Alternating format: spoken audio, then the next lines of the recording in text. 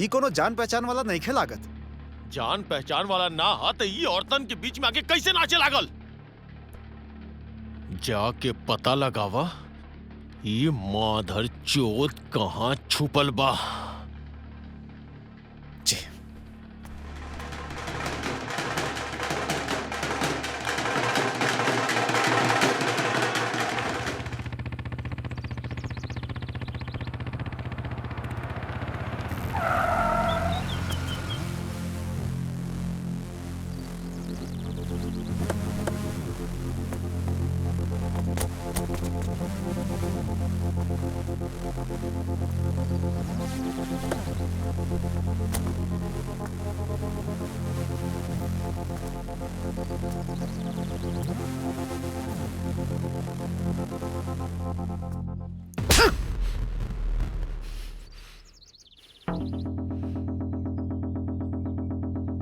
कारे अनजान के बारात में नाचे के बड़ा शौक बतौरा ना?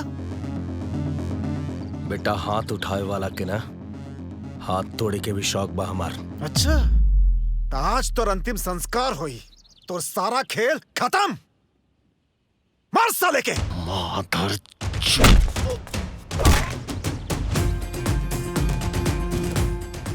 अरे माई के गाड़ी ना देवे के चाहत रहा। तोर बहन के गाली दी?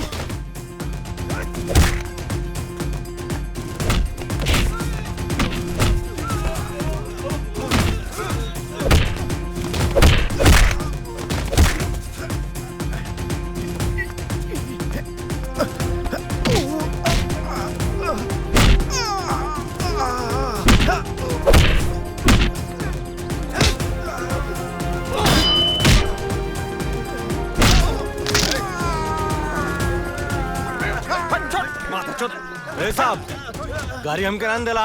थाना चल थाना, बताओ तानी ढंग से तो के ले चल रे चल।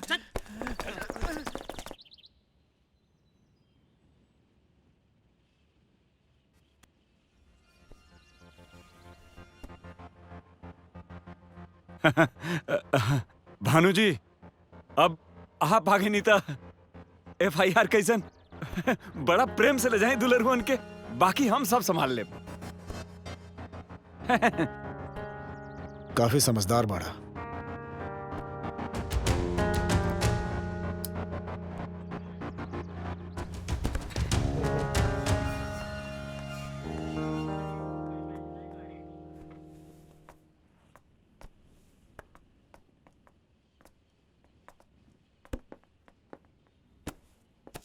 सर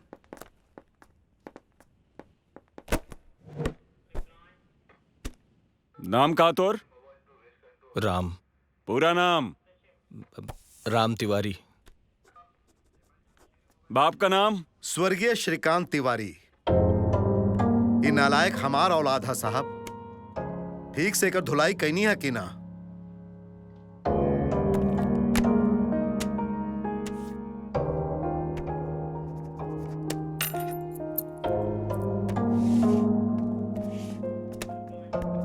ब्लॉक प्रमुख भानु सिंह जी बड़ा मौका से आ गई नी, यही से FIR ना भइल और लड़का भी बच गए। जाई। नमस्ते साहब।